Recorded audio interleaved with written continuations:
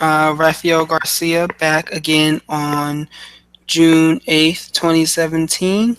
And we are back for another edition of the MMA Ratings Podcast. So, first, I want to say thank you, Schwan, for joining me again. How are you doing today? I'm doing great, man. Thank you for having me. I want to go ahead and jump right in on things. Hold on one second. Give me a second, quick second. Something sounds a little bit off. 'Cause I hear a slight echo.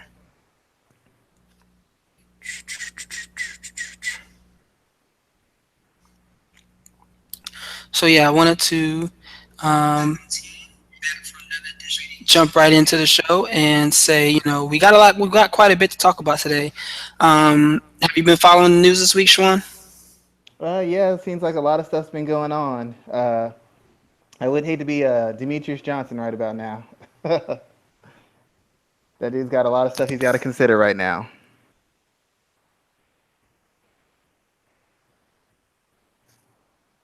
Yeah, his week has been quite interesting to say the least. It's been it's been a mess to watch, but I've definitely enjoyed it. We're going to talk about that, and we're going to talk about the fights we got coming up this weekend. But I want to start off a little differently this time. I want to go into the news first, and obviously, I want to start with DJ and the whole situation with him and the UFC and the potential fight that the two sides are having. Obviously, people know who are aware of the situation that we have. Demetrious Johnson on one side saying that he is being bullied, for lack of a better term, into fighting TJ Dillashaw because TJ's dance partner Cody Garbrandt has been forced off of their upcoming card because of his back injury. So UFC had the idea of pairing DJ with TJ for a what they called a super fight for the flyweight title. Now, Demetrius went on the MMA Hour this week and basically laid it all out there. He was saying that the UFC was not the most worthy of working with in a situation where they basically went as far as to threaten to fold the flyweight division if he did not take the fight.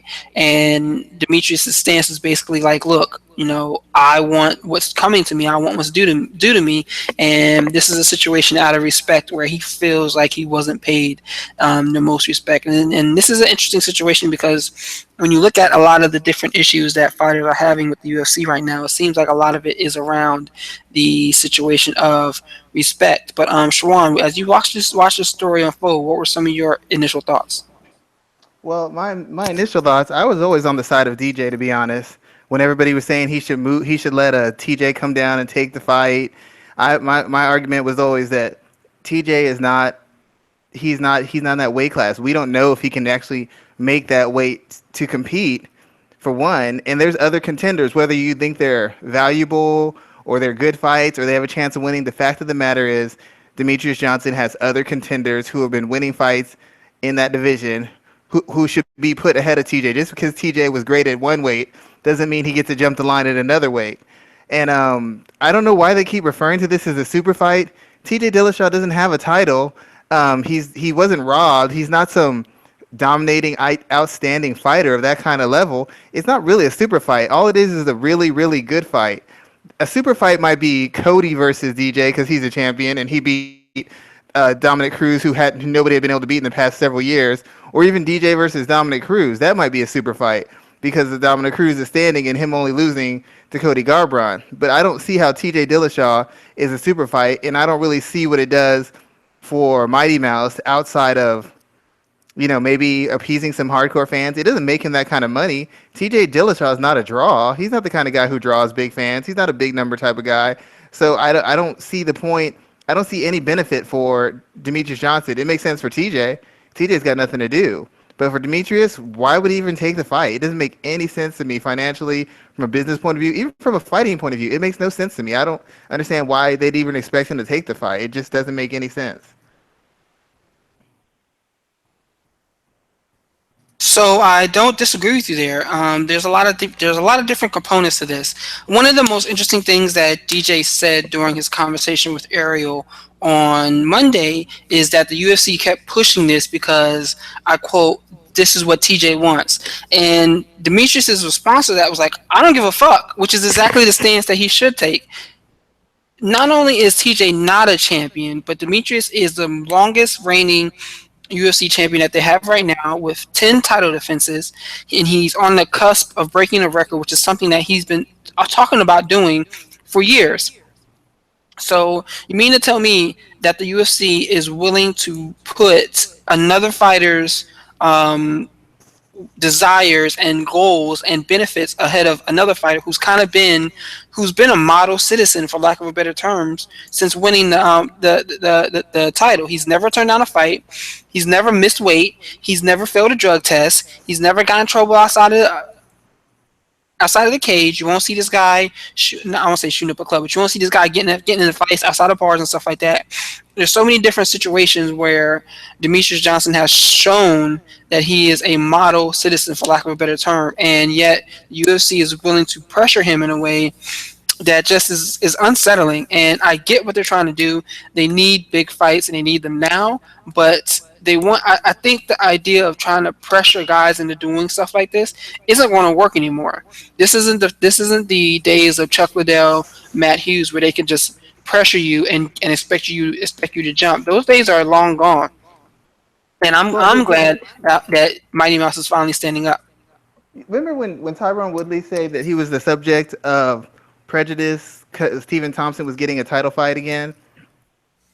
I would say that Demetrious Johnson would have a better argument than Tyron Woodley, just because Stephen Thompson had been on a winning streak. He had finished top contenders. He looked impressive. He lost a disputed decision to Tyron Woodley. So that kind of made sense why he got that rematch. Nobody has given me an actual reason why TJ Dillashaw should be getting a title fight at a division lower than him. I know he's won 2 in a row, but in one fight he didn't look great. And then the other one, he fought a guy who just had really no sort of skill set for him. I don't understand why they're trying to look out for TJ Dillashaw. He's not a draw. He's not a guy who's even a pound for pound type fighter.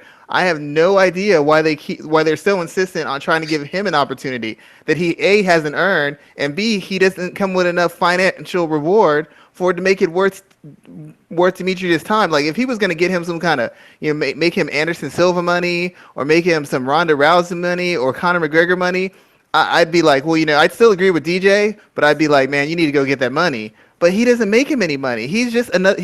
As far as sales and ratings, TJ Dillashaw is just another guy. He doesn't pull in ratings. He doesn't pull in anybody. So it doesn't make sense why they're trying to force this fight and call it a super fight. I have no idea why they're on TJ's side in the first place.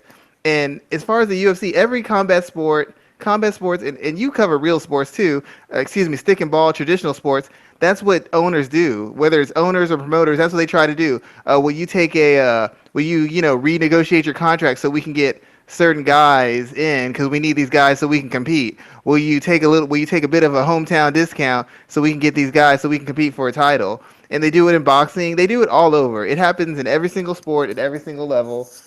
People try to pressure people with public opinion and with pressure from the organization that you're not going to get what you want. You're not going to get your respect. You're going to have to go find a job somewhere else if you don't capitulate to what we're doing. So this isn't anything new. The only thing new about it in the case of the UFC is most people who complain are guys who don't have championships or guys who are on losing streaks, guys who don't really have a foot to stand on. They seem like bitter guys because they haven't done anything or they're not able to have success anymore. That's what guys usually start talking.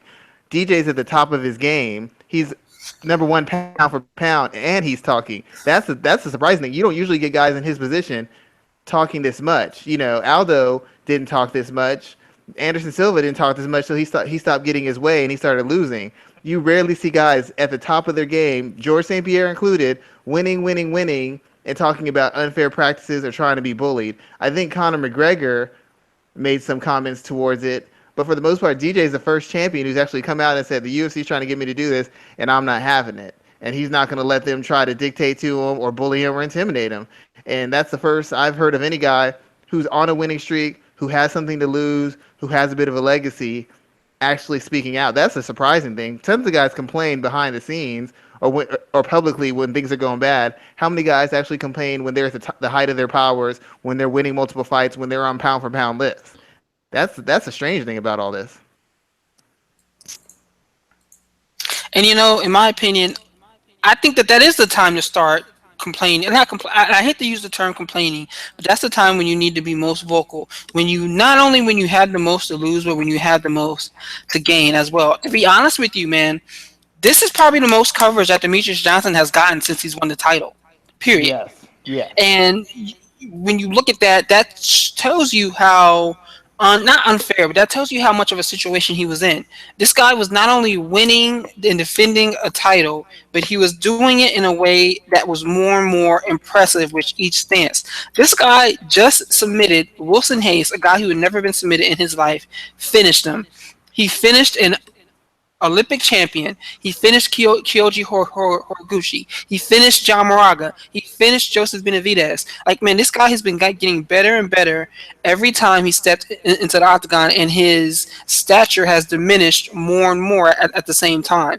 And I think that this is the right time for him to draw a line in the sand. This is what I want. This is what I've done. My resume speaks enough for me, speaks enough for itself. And the UFC's response to this has been interesting, because instead of saying, okay, you know what, we're gonna take this moment and try to build around it, maybe build this into a moment where not only where TJ and DJ give each other the rub and they both become bigger names off of this. No, we're just gonna blow the whole thing up and say F this. We're gonna take your title, fold your division, and just make it more difficult for you. Like, that is amazing to me, how quickly this denigrated down into a bad situation. Well, I mean, that's what they do. I mean, you have to put something on the line to make a guy back off of where he stands. We're gonna give you tough. They've done that to other fighters. They gave them tougher fights than they're supposed to. They won't let them fight.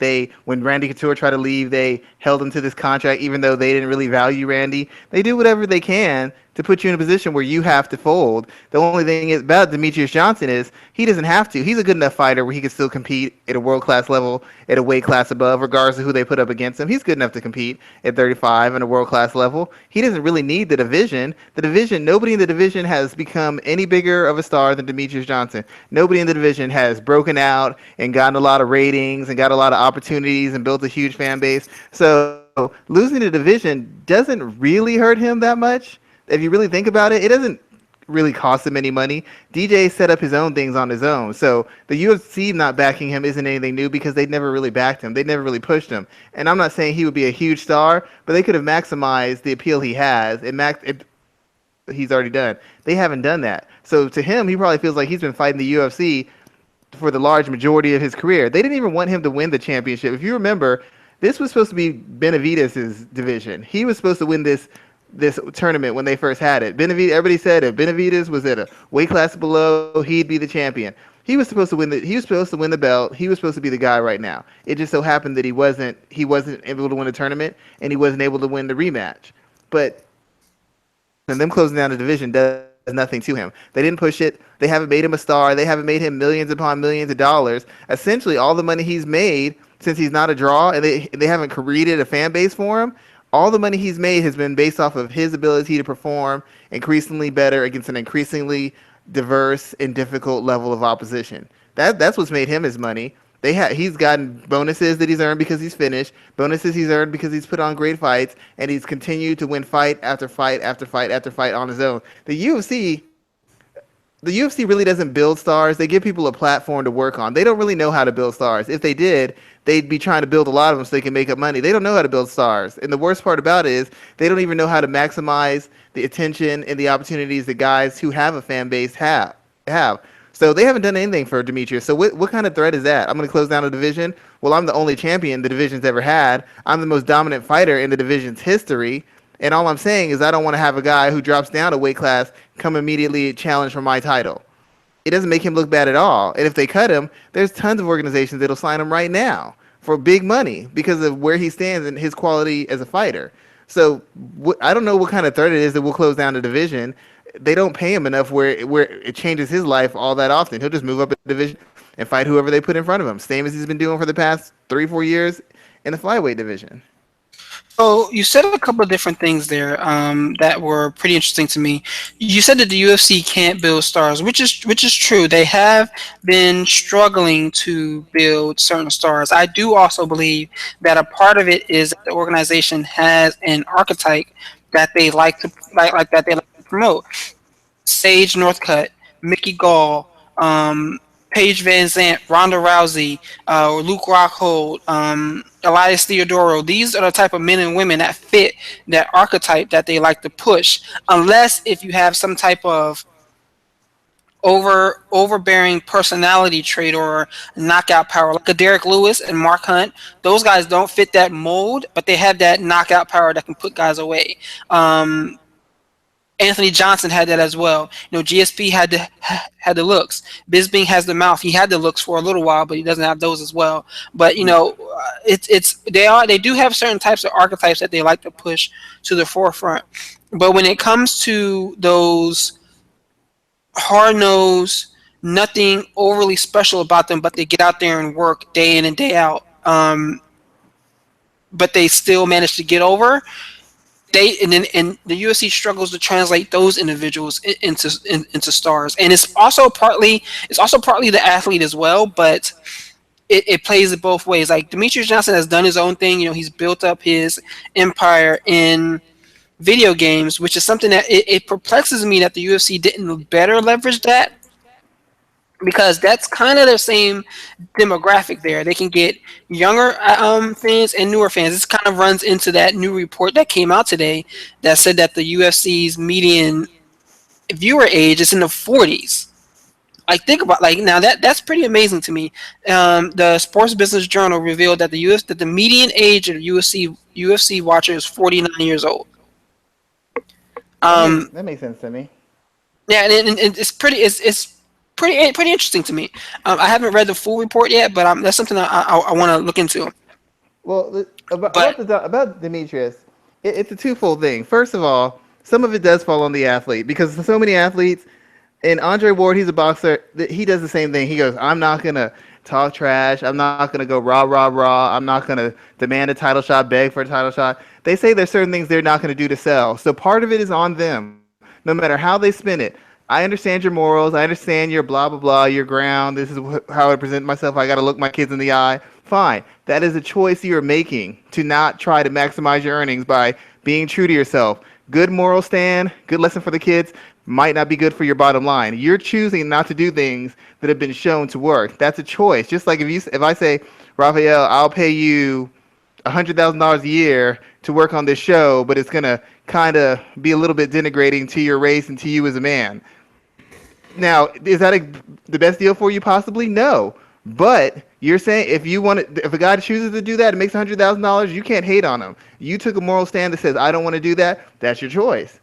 That's the choice. Nobody made you make that choice. You made the choice because you felt your morals and the example you're setting is more important than making money. Fine. Don't complain about the money if you don't want to take every avenue to make money. That's the first part. The second part of it is the UFC it's not so much about an archetype. The UFC wants easy baked stars. They want people who come in with a fan base, people who it's easy to push. It's easy to push Luke Rockhold. He's athletic, he's cut, he's a good looking dude. Conor McGregor already came in with a demographic. He came in with like a whole country behind him. Easy to push that kind of guy. Derek Lewis is over the top. He plays up the kind of goofy, loud mouth, shoot from the hip, wild card fighter. It's easy to push that kind of guy because you don't know what he's going to say. You don't know how he's going to act. It's easy to put that kind of guy in a position to succeed. Ronda Rousey, she's one of the most dominant female athletes, and she kind of tiptoes on that edge between being edgy and good and classy and being trashy, however you want to put it. It's easy to push her. They want people who it's easy. They want people with built-in demographics. That's why they started pushing Cynthia Cavillo. That's why they tried to push Cain Velasquez. They thought they could appeal to that Mexican demographic. They want easy big stars. They don't want to have to look into different avenues to maximize what a fighter could be. And the fact of the matter is, not every fighter can be a star, but every fighter's fan base and every fighter's social media presence can be maximized. The UFC just doesn't want to do the work. If there's not a clear line to success or appeal for you, they're not interested. All the guys they've tried to push, if you think about it, there's a clear line of success. Paige Van Zant, young, nice body, what people call attractive, kind of has a personality that doesn't grate on anybody. Easy to push that. There's a clear demographic to push that to. Sage Northcutt, clear demographic. Conor McGregor, clear demographic. With DJ, there's a demographic, but it's not quite as clear. It's not one they understand as well, and it's one that's not guaranteed to make them millions upon millions upon millions. They're looking for easy, big breakout stars. I don't believe DJ's that kind of guy. I believe he could be a star. I don't know that he could be a superstar. I'm pretty sure he can't be a transcendent one. I mean, they could try, but I don't think he's going to give them that kind of return on their investment. He'll give them a lot, but he won't give them the return that a Conor McGregor will, or that a Cynthia Calvillo could, if they could ever get that Mexican Latin American fan base to jump on the MMA bandwagon. So I think it's twofold, and I've always said that guys like Uriah Faber, he wasn't a superstar, but he was a very big star because he took every opportunity to push himself. He was on The Ultimate Fighter how many times? He made guest appearances on The Ultimate Fighter how many times? Uriah Faber, you put a microphone in front of his face, he will never turn it away. If I called him right now to be on the show next week, he'd probably just do it because he'll do anything to expand his brand, expand his presence. DJ has on multiple occasions said, I'm not doing tough because I would teach my secrets and I need to be able to fully invest in it. I need to focus on my own career. Conor McGregor didn't focus on his career. He focused on creating interest, drawing in fans, talking trash on top of training. Same thing with Ronda. She did the same thing on top of training. Some people are more focused on the meat and potatoes aspect. Some people are focused on the meat and potatoes and the flashier aspects. Those people tend to make bigger gains as far as appealing to people, having a bigger star, having a bigger social media presence, and getting bigger paychecks. But they make a trade-off. They're essentially trading off training time and sharpening their skills to sharpen their brand and expand their appeal and crossover ability. Demetrious Johnson has repeatedly said he ain't doing that. So that's kind of on him. He could talk about UFC not pushing him, but if Demetrious Johnson had a big enough demographic, it would show even without the UFC pushing him. Conor McGregor was already popular before he set a foot in the UFC. Ronda Rousey was already popular before she put her foot down in the UFC. Miesha Tate already had a huge fan base. Uriah Faber had a huge fan base. DJ's never had one. He's just never had one. Yeah, and there's definitely that plays a huge part in it too. That I definitely do believe that the athletes try to put too much on the UFC and put too much of the blame there. With hey, you guys should have made me into the champ. You guys should have pushed me into a champion. So there is part of it where that's not it's not the full story. So I can agree with you on Oh yeah, that. So one more point, Raphael. One more point. You know, everybody says DJ's the best, so he should get paid like it. He should be a huge star.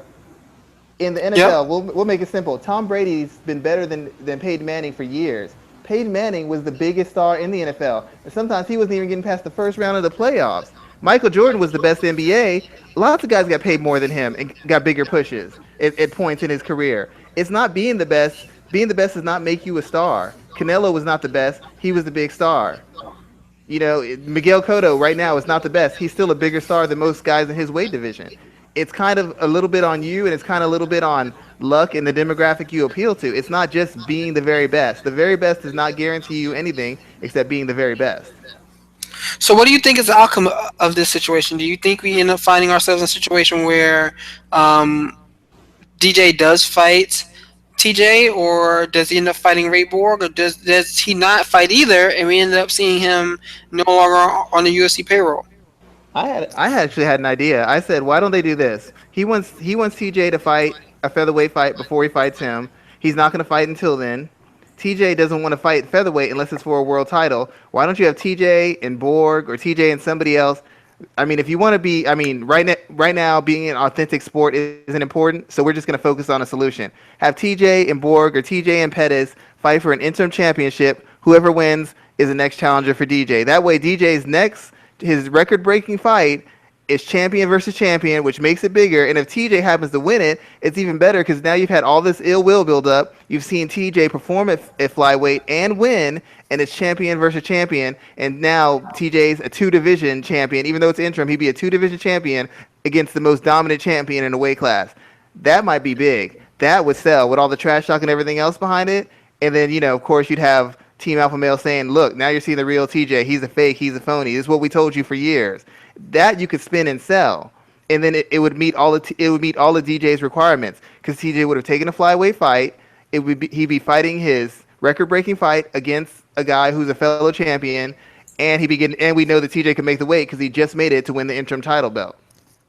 So that's actually a good idea, and it's funny because Henry Cejudo threw his name into the pot as someone that would be willing to fight TJ if he didn't get the fight with Demetrious Johnson. So yeah, I'm not mad at you for that idea. I think it would be interesting to see if he can make flyweight and what he looks like at that weight class.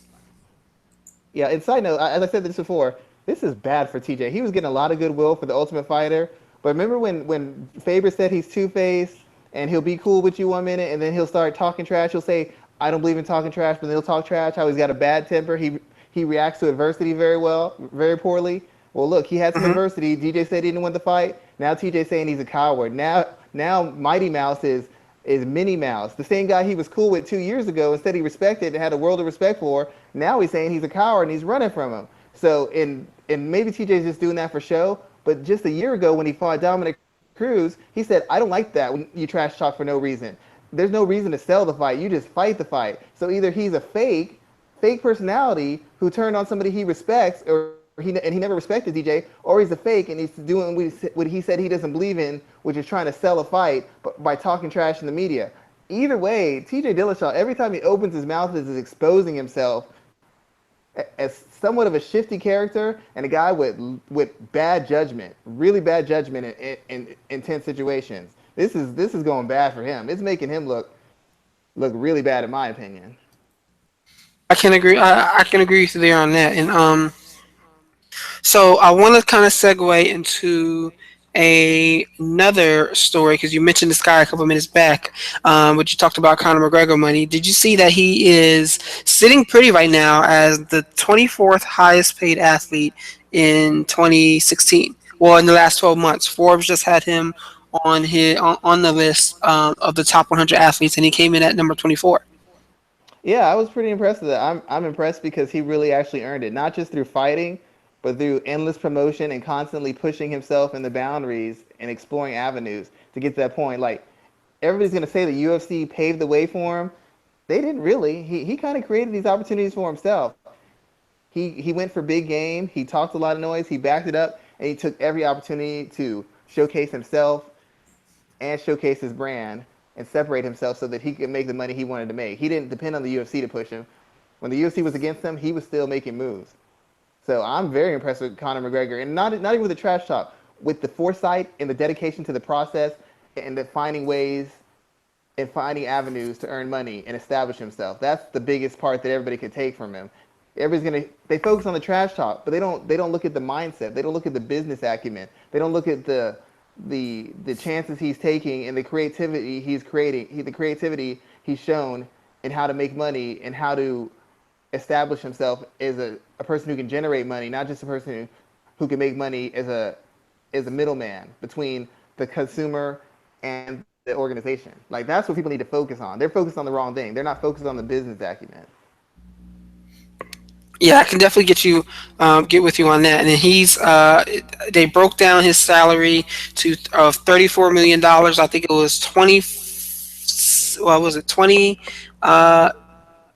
some odd, 24, 25 came from fight purses, and then 7 million came from endorsements. So it was definitely broken down, and he was actually ahead of Canelo Alvarez, who was number 43 on the rankings, and then Vladimir Klitschko was number 98, and he was the highest ranked combat sports athlete on the listing. Yeah, I can see that. I mean, Canelo, as big a star as he is in Mexico, he hasn't broken through the U.S. because he can't speak English, or he chooses not to. So there's somewhat of a limit to the potential he could have or the money he can make. He can only make money in one area, no matter how popular he is. That not being able to speak English, I think, has held him back. I mean, not a huge amount because he still went from the top paid athletes. Klitschko, considering he's not really a popular fighter, I'm actually really impressed by that because people just started appreciating him with that last fight. Before that, people were saying he's boring and lame. So I'm actually impressed by the fact that he's that high up as far as the guy is earning, and he only fought once in the past 12 months, or is it twice? Twice. Yeah, he So fought that's pretty twice. impressive, actually. Yeah, That's pretty impressive that he only fought twice. well, I mean, it's funny that you said that because Floyd Mayweather used to own these rankings. He was on top of it in 2012, 2014, and 2015. I think it was a 2012 year where he was the highest paid athlete and he actually didn't compete. Think Yeah, about that. You're the highest paid athlete and you don't even go to work one day at one day out of the whole 12 months. yeah. I mean that's what happened. I mean, not everybody can be. It's like the same thing in real life. Not everybody can be rich. Not everybody's gonna have the biggest house.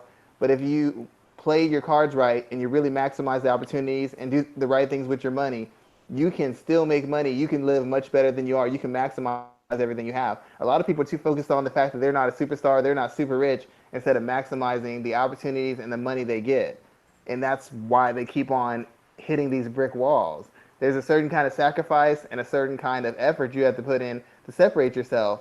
And I know every fighter thinks they're doing this, just like every person in the world thinks they're working hard. Oh, I'm a hard worker. I don't know why I don't have these things. You might think you're working hard, but you're probably not working as hard as you think you are. And that goes for fighters as far as in doing things with it. I mean, certain people make certain decisions, other people make other decisions, and you live with the decisions you make. And Connor's clearly made excellent decisions. Floyd Mayweather's made some wonderful decisions. I mean, I was thinking about that. All the money Connor made, Floyd makes him like one night for a fight. That's like on the low end of a fight for him. That's the amazing thing. Basically. And so talking about, fight nights and getting into the cage, we got an interesting card this weekend in New Zealand. There's a couple of different things I want to talk about from UFC Fight Night 110, but as always, we got to start with the main event where we have Derek Lewis and Mark Hunt. And I don't think there's really too much to say about this. These two guys are going to walk into the center of the cage and they're just going to start throwing haymakers.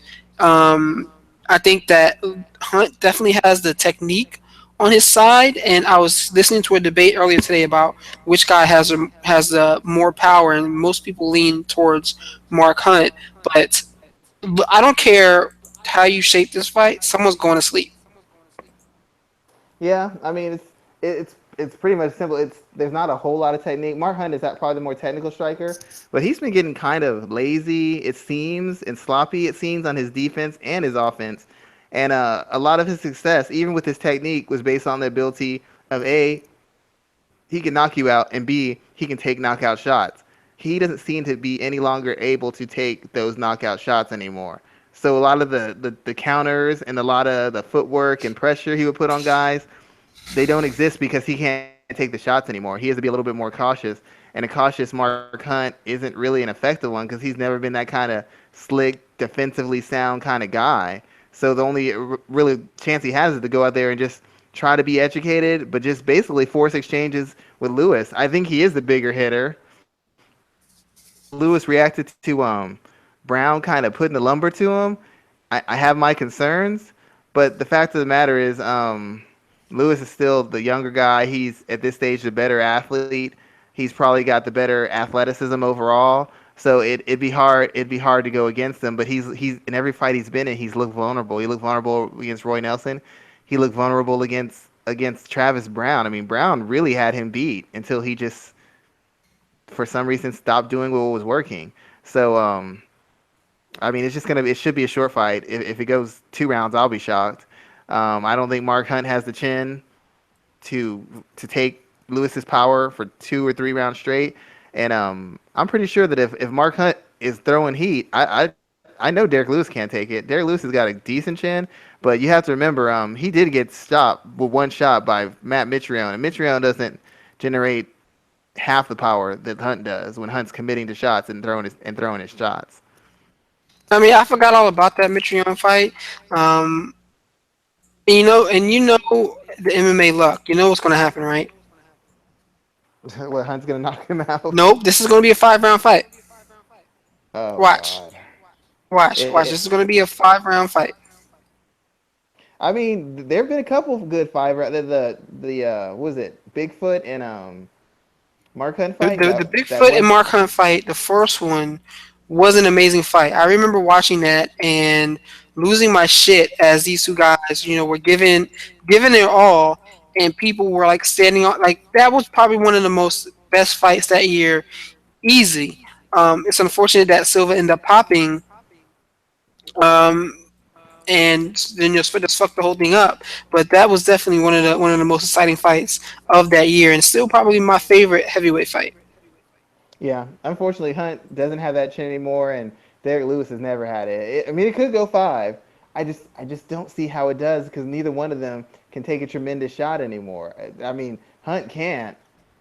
He's been stopped in quite a few fights recently, and Derek Lewis, his chin has never impressed me. His chin hasn't. His ability to take shots to the body has been exposed a little bit. I mean, you don't fix that in 2 or 3 months or 6 months. That doesn't just go away when you can't take body shots. And like I said, I mean, a guy who doesn't hit half as hard as Hunt put him on his ass with one shot, the first shot he hit him with. So, I mean, I don't see how it gets past three. It could, and if it does, it's going to be an ugly fight. But I don't see how it gets past three rounds. I'm not even sure if it gets past two. Yeah, I don't think it's going to get past two as well. So there's some other points. There's some other bits from this weekend's event that kind of caught my eye. Derek Brunson is fighting, but I've always had an interest in Ross Pearson. I don't know what it is about this guy, but when he gets out there, I always have had a interest in how well he competes. Talk to me about Derek Brunson and the Ross Pearson fight. What are some things that you're looking forward to with both of these guys? Well, the Derek Brunson fight, he's fighting Dan Kelly. Dan, what do they call him? Dad Bod Kelly. Mm-hmm. It's a must win for Brunson. I mean, he's lost two in a row, and he lost them to guys who are very good at counter fighting.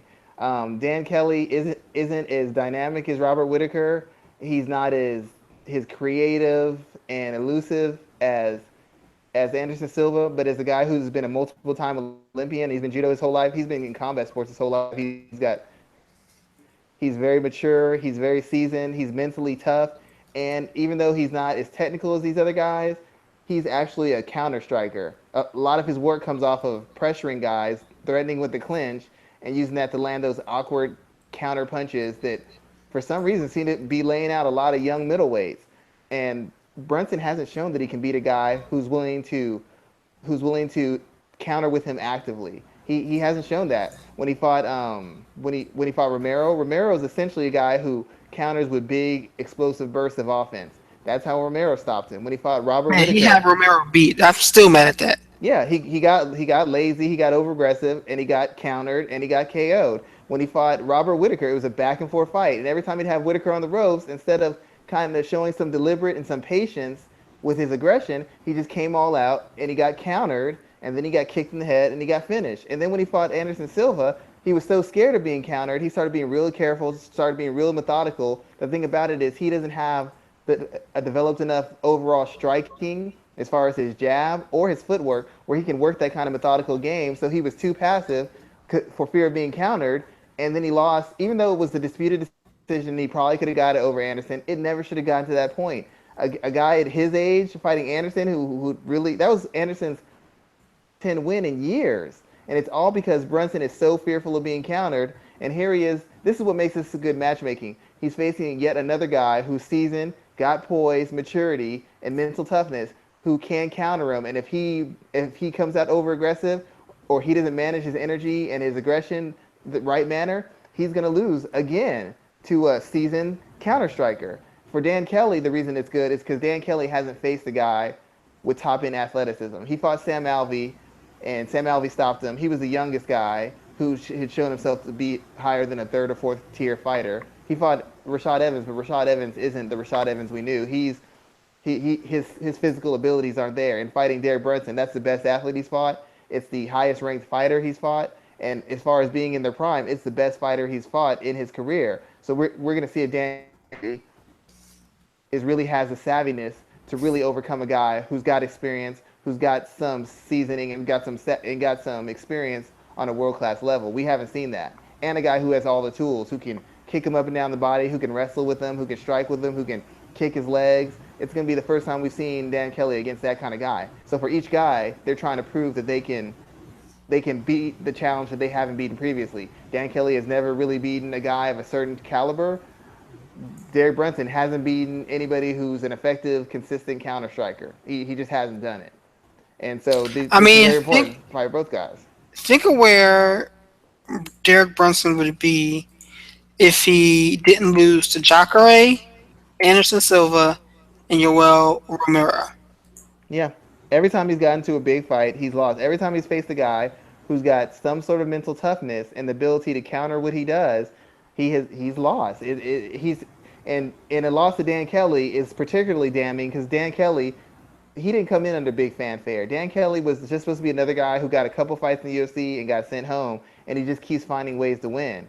And if he finds a way to win over Brunson, he's going to become a legitimate top 10 middleweight, and Brunson's going to really have to go back to the drawing board. Because I respect Dan Kelly. He's a good fighter. He's more right idea than right execution, but he's very smart. He's very savvy. But he shouldn't be beating a guy like Derek Brunson, and Derek Brunson shouldn't have been losing to a guy like Anderson Silva at this point in his career. He basically made Anderson Silva into a legitimate middleweight once again. So Brunson needs to win this. I mean, if Kelly loses, it hurts him because he's not the legitimate title contender he wants to be, but nobody really thought of him as one before. If Brunson loses, we thought this guy could challenge for a title. We thought he'd be a top 5 elite middleweight for years to come, and in the width of about a year and a half, he's gone from elite middleweight to a guy who's barely in the top 15. A loss of Dan Kelly hasn't knocked him out of the top 15, and that's 3 losses in a row. Yeah, 3 losses in a row to descending levels of fighter. yeah, definitely should knock him out of that group. And with Ross Pearson, I've always been a Ross Pearson fan. A lot of boxing in his style, and I'm a huge boxing fan. And the fact that he's always taken fights, if you look at his resume, there's just names of guys who might not have been the best fighters, but all the guys on his resume are guys who could fight. I don't really ever see him get soft touches. They always put him in tough, and I've always respected that about him. Only thing is, he's gotten to this point in his career where he hasn't been able to win fights. He's essentially a journeyman. He's going to tell you how good a guy is, what a guy can do, what a guy needs to work on, and if a guy is capable of being elite or not. He's not really a guy who's considered elite or even very good in the division anymore. He's just kind of a litmus test. And I assume that he settled into this role that the UFC's had for him because he keeps on taking these fights, whether they're short notice or an opponent changes. And you look at the kind of guys he's been fighting, it's all these young, up-and-coming, sign guys they get who they're trying to establish as legitimate threats in the division. So I'm always a huge Ross Pearson fan. I like watching him fight, but the age is catching up to him. He can't generate the volume, and he's not as aggressive. He kind of waits around a little bit too much, and he's gotten so dependent on his boxing. If you get him into kicking range, a lot of what he does becomes ineffective, and he can't get into the ranges he wants because he can't get past that kicking range. His footwork, his defensive moves, and his counters aren't really built to handle kicks. You get him, you can keep him in kicking range. Even though he's a good boxer, it'll open up your punches because he's shown an inability to be sound defensively against kicks or to counter them because his footwork just isn't developed enough to handle that range, to navigate that range without either getting chopped up on the way in or getting pushed back out. So I really don't see him fighting that much longer, and I assume he's just fighting because he wants to, because it's clear that he's not going to be a contender. The UFC is not going to push him, and they're going to keep on putting him in the path of young guys who might have some potential to move up in the division. That's essentially his role, and I guess he's okay with that. So you don't see him fighting that much longer at all, huh? He's good enough. He's got enough. When you're a journeyman, you're good enough to not get beaten up and totally humiliated and really damaged. You're just not good enough to win anymore. So if he's okay with just competing and occasionally knocking off some prospect or some guy who's on a streak, that's fine. But if he's trying to be a world class, like elite top 5 guy or world title challenger, I don't think that's been the case for the past 3 or 4 years. So if that's what he's fighting for, then there's no reason for him to fight because he's not going to be that at this stage of his career. His durability is not there. The work rate isn't there consistently. He's getting by on savvy, mental toughness, and the self-awareness that comes from fighting all levels of different fighters, fighting in all different continents, fighting all different levels of athleticism, technique, and all different types of fighters. There's very few things he hasn't seen. So he knows how to protect himself and how to make himself competitive with anybody. He just can't win anymore. He doesn't have the he never really had great athleticism. He especially doesn't have it now, and his durability isn't there either. So he's getting by a lot on the little tricks and the little things that veterans do to take advantage of fighters. If you think about it, then how would you characterize his career? Um, like I said, I've always been a fan of his. I don't think he kind of reached the pinnacle of where he thought he would be. Talk to me about his career. What are your thoughts on like the overall view? I don't. I think he's done better than. I never, when I saw him, even when he won the Ultimate Fighter, I never thought. I thought he lacked a certain amount of athleticism. I thought he lacked a certain amount of power, explosiveness, hand and foot speed. I thought he just lacked the things necessary for him to be elite. But he competed well in two divisions.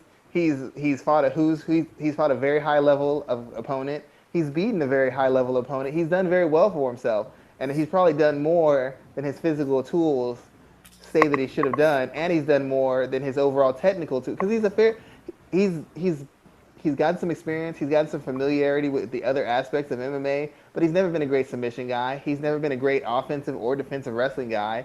He's never been a good offensive or defensive grappling guy, and he's never been a dynamic or even really effective kicker or knee and elbow type guy. He's really kind of been kind of a kick punch guy, but mostly a boxing based attack as a fighter.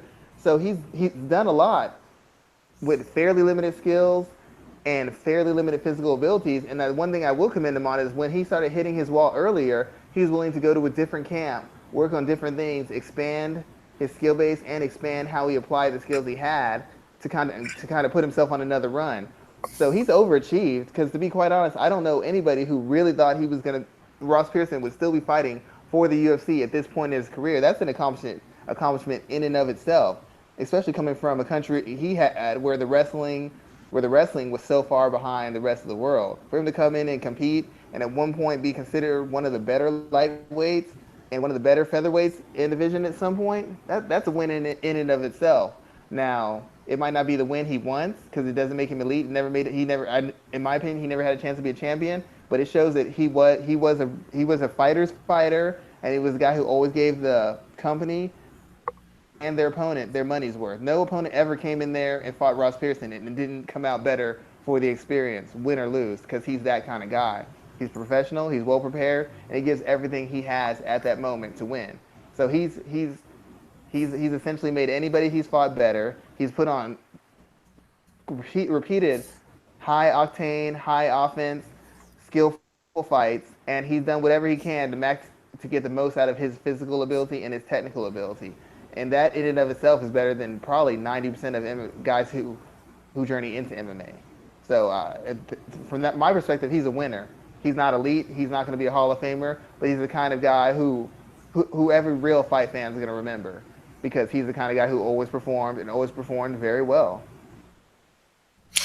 So that actually made me think of something. I wrote a piece this week about Mark Hunt's legacy. I just actually finished writing a similar one for Sports Illustrated. What are your thoughts about Mark Hunt's legacy? Where do you think he stands when it comes to heavyweight? In my opinion, I think he's someone who's overachieved. I remember, think back to UFC Fight Night 119. I laughed at that fight, especially the loss to Sean McCorkle. I definitely laughed at that bout. I thought it was funny because this guy who he was coming in, I thought that he was going to take that fight and then be done with the UFC. But hell, he turned it around to become such a fan favorite and to have such a large following that people almost talked the UFC into giving him a heavyweight title shot. So when you look back at Mark Hunt, especially his UFC run, what do you think of his legacy? Well, he actually got one when he fought Verdum. He just lost to Verdum because they were going to fight for the UFC title fight, and then whoever won was going to fight Cain Velasquez to be the unified champion. So he actually worked his way up into a UFC title fight, which is pretty impressive in and of itself. in a certain extent, Mark Hunt, like you said, he is an overachiever. He was a straight up kickboxing guy who wasn't even one of the most dynamic and technical and athletic kickboxers. He wasn't like a really truly legendary kickboxer. He was a very good guy who won a major tournament and had beat some big names, but he wasn't one of the guys you considered an all-time great in kickboxing. And he transferred sports late in the game, and he was no good at mixed martial arts. He was getting beat up by everybody, but he dedicated himself to the process, and he developed a style and a system based around his kickboxing where he was able to compete with, and even though heavyweight's very thin, he was able to compete with the very best guys in the world. And like I said, when you've shown that kind of perseverance and that kind of durability and that kind of toughness, it can't help but make an impression on you. I think everybody's going to remember him as a fan favorite. They're going to remember him as one of the most dangerous fighters because even though with the lack of skill, Mark Hunt was one of the most dangerous fighters in heavyweight history because he could turn your lights out with one shot. You didn't fight Mark Hunt and not experience some kind of change in your temperament or your physical being, and that's the kind of damage and that's the kind of power he had. He would apply to people, but he was never really a technical heavyweight. He was never really an athletic heavyweight. He was never the most well-rounded heavyweight. He was more of an Arturo Gatti, a fan favorite, a guy with limited but good skills who had knockout ability and came to fight and was going to put on the most exciting and punishing and awe-inspiring kind of fight you could see between two heavyweights. And that's what his legacy is going to be. He was a very good but limited, exciting fighter. He was more of an action fighter, what they call him in boxing. And fans have a very good impression of those guys because they're so exciting and there's so many memories you attach to them. Walk-off knockouts in his case, huge back and forth swings of action. That kind of stuff sticks out to you. But when you really think about the actual skill set, or both physical and technical, Mark Hunt, even now, even at his peak, was never anything special. And if he'd been fighting in any division outside of heavyweight, I don't know that he would ever gotten anywhere near a title shot. He's just never been that technically good a fighter. But he's the kind of guy who evokes an emotion and has so many memories with fans that they're always going to remember him fondly. I think people will definitely remember him fondly. For he was I don't want to say one of the most exciting heavyweights recently, but he was definitely someone that was going to go in there and get a knockout and get a big knockout. Um, and I think that's kind of important because that's kind of what the heavyweight division is meant to be about, and is also that's how it's promoted. Exactly. He did what all the heavyweights are supposed to do: either knock someone out or get knocked out. That's what nobody wants to see. The panting 5 rounds in, or heavyweight unloading the kitchen sink and not knocking somebody out. You don't come to heavyweight. Come to heavyweight to see guys get destroyed, and he either got destroyed or destroyed other guys, and that's something the fans will really appreciate. They appreciate his style and the sacrifices he made in the cage more than you can appreciate his actual technical acumen. Because, I mean, I like Mark Hunt, but let's face it, he wasn't really the cleanest technical striker, and he was, as far as a wrestler or grappler, he's improved, but he's still terrible. I mean, let's call it straight. He's still awful as a grappler and a wrestler. He's just gotten better, but that tells you, even right now, he's awful, and he's 10 times better than he was when he first started. That's how bad he was on the ground. So, that should tell you something. And I still say that if it would have been any other division, he wouldn't have never gotten in position to fight for a title, because even at heavyweight, you don't see too many actual elite names on his resume where there's a win next to it. Junior Dos Santos, he lost by knockout. Verdum lost by knockout. When he fought the best guys, when he fought the name guys, Alistair Overeem, he lost by knockout. When he fought the best of the best, he always came up short. He got submitted by Fedor. The list goes on and on. He just gets credit for taking those challenges, for reinventing himself, and for putting on good fights. But he doesn't get any credit for really achieving anything of an elite nature because he never did. I mean, I'm not going to disagree with you there. I'm looking at his resume now. Let's see his. I mean, he did get knocked out by Melvin Manhoef too, so there's that. His biggest win. I mean, his biggest wins are probably Frank Mir, Antonio Silva. I mean, he does have some good ones on here. Roy Nelson, Steven Struve. I think that's a good one. Good ones. Where are the great wins? Where are the guys who are the best? He always beat a certain level of guy. Always a I certain mean, amount. well, he oh, hold on one second. He knocked out Crow Cop. No, excuse me. He won a split over Crow Cop, a split over Wanderlei. That's probably about it. Yep. I mean, I'm not saying he can fight, but when it comes to being great, you have to beat other greats, and the greatest people in the division, he didn't really beat them. And when he Man, lost to them, he lost decisively. I mean, he did fight everybody. This dude fought Barnett, Fedor, Overeem a couple times. He fought Gegard Mousasi. I mean, he's fought everybody. Yeah, I mean, and you get credit for that. That's the kind of guy that fans respect. But when you look closer at the actual skills and you look at who he beat and who he didn't, you get respect for fighting everybody. But you even get more respect for beating everybody. He fought everybody in a time when guys are looking to duck and avoid and manage their careers and manipulate the rankings. But he didn't beat everybody, and so that kind of takes some of the shine off. It's like a guy who will fight anybody but can't win a fight, backs down. But in a certain instance, you're like, but he never wins either. So it kind of takes some of the shine off of that. I can't disagree with you there. I definitely can't at all. Let's see what else do we have coming up. Is this the same weekend as the Bellator event? Mm, I don't think I so. don't think so. No. I know we have a Glory showcase coming up soon. That's actually this weekend that I will be working. No, the Bellator event is in 2 weeks, the weekend of the 24th.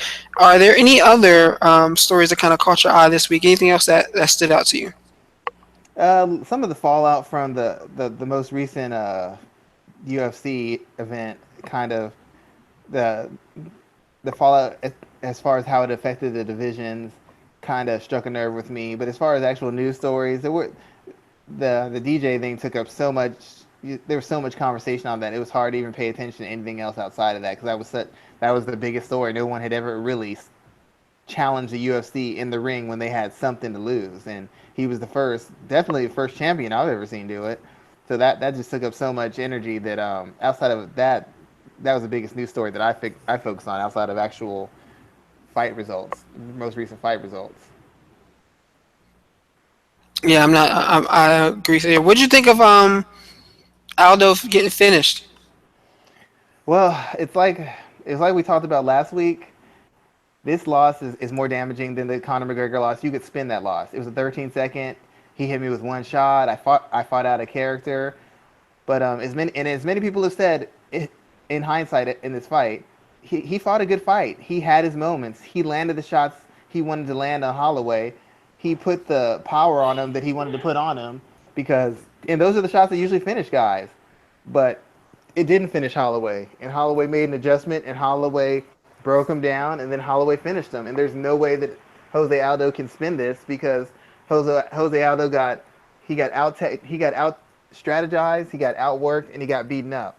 And it was over a 2.5, 3 round period. It wasn't a flash knockout, and it wasn't fighting a guy who's the type of guy the minute he touches you, he blows your doors off. He literally got outfought, and that's going to be something that's going to in his stick in his legacy moving forward. And for the second time, he's faced a guy who can actually strike with him, and he has lost. All the guys he fought before were wrestlers with good striking. Frank Yeager, Chad Mendez. I mean, I guess Cub Swanson. He's got right now. Cub Swanson is known as this dynamic striker. He wasn't always that guy when he firstly came out. Uriah Faber was a wrestler who could strike, and just many other people. The two best strikers he faced, the guys who had layers to their striking game, who had physical, mental toughness, and the ability to make adjustments and to make him work, are the only two guys to beat him and to beat him decisively. And that's going to be something else that people remember when they think about Jose Aldo from this point moving on. He beat up basically a bunch of wrestle boxers, and the first time he got in with legitimate strikers, he got finished in both instances. And you can't spin that either. As much as I'm a Jose Aldo fan, the fact is when he faced the best strikers, he got defeated, and he got defeated handily. And there's no way around that. Yeah, he really did. He definitely did. Claudia Gadelia, did she tell us anything different about herself with her win? Well, I don't. The thing is, Claudia she's clearly the number two, and I kind of knew what she was gonna do because I talked to her camp, and they kind of ran what they were trying to do with Carolina, and by me and one of my feedback on it. And the biggest thing with Carolina is Carolina got a lot of credit for going 5 rounds with Joanna and essentially getting beat up for 5 rounds and landing one shot. The fact of the matter is, Carolina's whole success is based on you fighting dumb. You kind of getting dragged into a fight with her, you trying to avoid certain areas with her, and then in trying to avoid those areas, you allow her success in other areas. People try to avoid the clinch, so as a result of avoiding the clinch, they're constantly giving up ground and letting her getting an opportunity to get her momentum going with all her volume and everything. And we talked about this last week. Claudia initiated clinches. She started beating her up on clinches. Every time she started trying to get her offense going, Claudia would strike with her. Whether she landed or not, or put 4, 5, 6 shots together because there was always 2 or 3 shots coming right back at her. And so as they got into extended exchanges, instead of staying on her toes and kind of bouncing around and coming in with huge offense, she started settling down and trying to throw heat with Claudia. Once she did that, Claudia got tied her up, took her down, and finished her. But we've already known Claudia is one of the best ground fighters in division. We know that she's already one of the best athletes. We know that she's one of the best counter punchers. The only thing we didn't know was whether she could fight a disciplined fight, because when she fought Joanna the second time, she fought just a really, really dumb fight. She didn't show any of the skills she showed in this fight, or the fight with Casey, or the first fight with Joanna. She just came in swinging hard and trying for takedowns and wore herself out, and then got beat by decision. How she would be against an opponent who wasn't going to be dissuaded, opponent who could take her power, an opponent who was going to keep on pressuring her. Would she come out and fight smart and play to her strengths, or would she come out there and try to put on a show, scare off with her power, or just run in blindly with takedowns and exhaust herself and then put herself in a position where Carolina could take over later in the fight? She didn't. She fought very smart. She fought very disciplined. And as we thought before, she's still the second best girl in the division. We still don't know if she can beat Joanna. I think she can if she plays her cards right. But we still don't know if she can beat Joanna, but we don't know that anybody else in the division can beat her. So it's kind of like just a reaffirmation that she's the second best girl in division. And anybody who really wants to have a shot with Joanna is going to have to be able to beat her to prove that they're on that level. Yeah, I definitely wonder if she can find a way to defeat JJ, and if JJ goes up to flyweight, the women's flyweight division, will Claudelia basically be the de facto champion if she can find a way to get back into the title picture? That'll be the plan. I think they said it before. She wants to work on working her way back to the title, and I think that's smart because so many fighters want to jump right back into the title fight. Anthony Pettis, Chris Weidman, and instead of spending the necessary time to not just learn, because once again, everybody who doesn't know, you've helped train fighters. Even if somebody shows you a new technique and you kind of get it down, it takes you a while before it becomes second nature, where you don't panic and go back to your old ways. For you to really be able to use it effectively in a fight, most people have to really work on something, really develop a game plan, really refine a game plan before they can pull it off. Most of these people, they work on new things and think in 3 months they're going to have it down. And only the best of the best, the smartest of the smartest fighters can do that.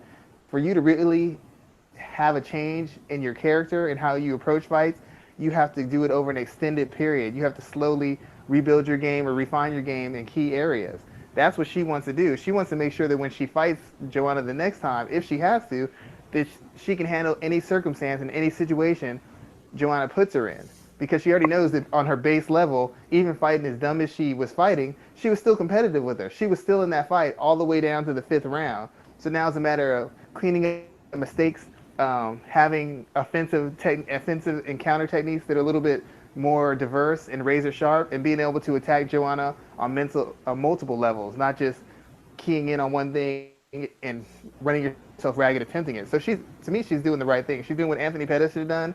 She's doing what Chris Weidman should have done. She's doing what lots of fighters should do. Take time back, work your way back up, and slowly start using these new skills, different calibers of fighters and different types of fighters, so that by the time you get to that title fight, 3 or 4 fights later, a year later, you've covered all the bases. You prepared yourself as best you can, instead of thinking, oh, I just need to fix this one thing, let me jump back in there. Because again, she's doing it the smart way. She's looking at the long-term picture, not the short-term picture. And I think that's eventually going to lead her to another title shot. I don't know that it'll be against Joanna, because I've heard rumors about her wanting to move up for years. So I think in another year or so, if Claudia gets it, Joanna might not be in Division to defend it. She might move up to flyweight. I think that's a very distinct possibility. Hmm. Yeah, I definitely can see that happening. Um, so let's talk. What do you have for the rest of the week? What are you working on? I know you finished up the you finished up your Wonder Woman arc. That stuff was great, as I mentioned last week. But what are some other things that you're working on for MMA ratings? I'm kind of trying to knock out stuff a little bit advanced. I know I did an article on Dan Kelly and Derek Brunson. I did that, and then they got some women's mixed martial art fights that are coming up that I'm going to be diving into. Felice Herrig, Justine Kish, and then on the same, and I actually have two fights on the same card that I want to look into: the Lena Landsberg, Leslie Smith fight coming up later on, and the JoJo Calderwood, Cynthia Calvillo fight. And when I'm doing breakdowns on fights now, I'm really trying to explain to the fans, kind of make sense of the matchmaking a little bit, because sometimes you see fights and they're good fights as far as the action, but when you see the fight, you kind of wonder. So now I'm trying to look at matchups and explain why this is a good matchup or why this is a bad matchup. It might be a good matchup as far as the fight for us, but as far as the fighters being involved, some of these fights don't make sense, and I'm trying to educate the fans a little bit more on don't take certain fights, why certain fighters take certain fights. It's not just as simple as I'm a warrior, I'm a soldier, I'm a gladiator. That all this stuff sounds good. What they are is professional sportsmen and sportswomen trying to improve their career to get to the point where they can make money, leave a legacy, and have the acclaim that comes with being one of the best, if not the best. And certain moves that organizations make either hinder that or they help that. And I want fans to kind of have a better understanding of that. So maybe next time fight, they start getting on the fighter side and demanding fights that'll help that fighter instead of jumping in on the side of the organization and being like, oh, you should just take whatever they give you. That doesn't really help a guy who's on a 4-fight winning streak fighting a guy who's on a 2-fight losing streak. What does that do for him? Yeah, it's a great fight for you, but what does it do for him? I'm trying to kind of expand the argument a little bit, not just talking about the technique of the fight and the strategy, but the technique and the strategy that goes into quality matchmaking that actually benefits fighters. Yeah, it's very interesting the way that I think fighters want to show that they're company men by turning on some of their peers, but in reality, it doesn't help them and doesn't help the situation at all. Well, Dana White said it best. It's a solo sport, and nobody cares. Nobody cares until they're inconvenienced. Jose Aldo did not care about the UFC taking advantage of people until the UFC started taking advantage of him. Conor McGregor didn't give a damn about the UFC's how they treated people until he started getting treated badly.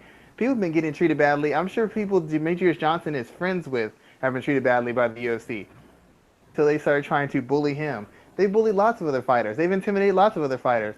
But he didn't speak up because it didn't affect him. In that case, they're like a lot of people here. We'll be so concerned about some celebrity who beats his wife. We know somebody 2 doors down from us who beats his wife, and we don't say anything because we don't really care. It's like a fake kind of outrage. Nobody cares until it impacts them. And that's the advantage the organization has over all of them because the organization and the people funding it, they're on the same side. The fighters aren't on the same side. You have how many hundreds of fighters?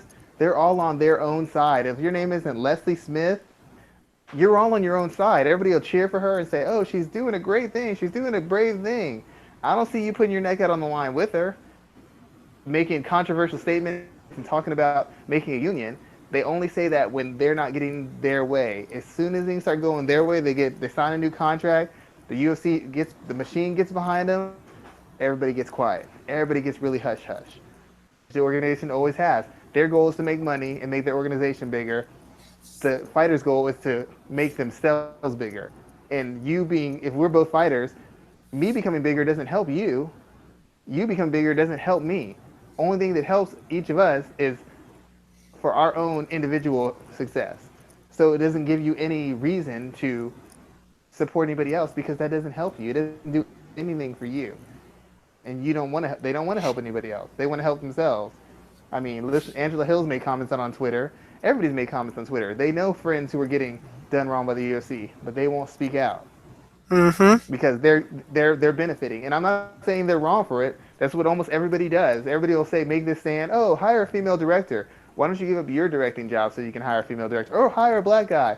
Give up your job so that a black guy can be hired. It's easy to say, do the right thing and they need to do this and do that, but nobody wants to sacrifice their spot or sacrifice their career. And that's why the fighters are always going to be on the losing end of this until they all decide that making a change that's not going to benefit them, that's going to benefit the next generation or someone else, is more important than them getting a title shot or them getting an extra $5,000 on their paycheck. Because people and most fighters are fairly self-absorbed. Basically, Just my pretty opinion. much.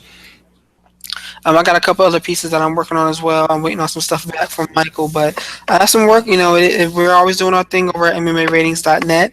You can definitely catch us there. You can follow us on Twitter and follow us on Instagram. So be sure to catch all of our work and come back to check us out next week. We will So, be back Thursday to uh, talk all things MMA once again. I had one more thing I wanted to say because I Go ahead. actually had a couple people message me on Twitter about this. First of all, and I'll try to make this short. The reason I always give credit when I hear something from another mention a friend of the show or somebody I've talked to on Twitter, it's not because I don't know things or I don't see things, but the best way to learn is to always be open to learning and seeing different people's perspective. It helps reshape and either strengthen or weaken your perspective, and we all need that to get better. Just being around people who agree with me, even Raphael doesn't agree with me all the time. I like that because it forces me to think. It forces me to open my mouth because I know he'll say something different. I know I can't just go off on a tangent about fighting because he's actually fought. He's helped train fighters.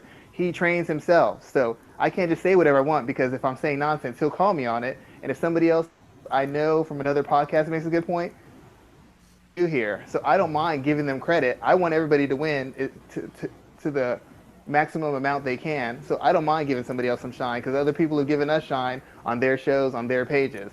That's the first thing. And second of all, on this show, we don't have a problem having female guests. We would like to have some. I've reached out to some. I know Raphael's been trying to do that on his end as well. But so far, we haven't had any luck with them coming on. But it's not because we're against having women fighters on or women coaches. I've actually contacted female fighters, female coaches, females who work in the industry, either due to time constraints or maybe other things they have going on. It hasn't happened. But where we don't want them on the show or we don't want to explore that aspect of mixed martial arts. We appreciate all the men and women who contribute to the sport on any level, and we want to give them all an opportunity to speak, tell their story, tell their thoughts about the mixed martial arts and how to get it to the next level. And me myself, I break down more female fights than almost anybody else. You can check it. I break down a lot of female fights, not just the big ones, the small ones on the prelims and on the fight pass cards and in other organizations. So I'm all about that. But if you want to see more female fighters on the show or female coaches on the show, the female fighters you interact with on Twitter or interact with on social media, tell them, hey, MMA Ratings Show, would love to have you. But we're doing our best to get the best people we want who can make it on the show, open to anybody and everybody who has something to contribute on the benefit for the fans. And I just want to make sure y'all know that we're doing our best to get all sorts of people on the show, every type of gender, type of fighter, big, small, top athlete, mid-carder. We're trying to do it all just for you guys. We're not excluding anybody. But if you want to see more of that on the show, you need to talk to the people who you follow and who follow you about that. And if you get them to make the time for us, we'll bring them on for your benefit. Definitely, definitely true. So, again, man, always thanks for having you here, and we will be back next week with another edition of the show. Just be sure to catch us out here, like our show, share our content across your channels, and as always, this is Raphael Garcia, and this is Schwan Humes closing out for a great edition of the MMA Ratings Podcast. Good night, guys. Have a good night.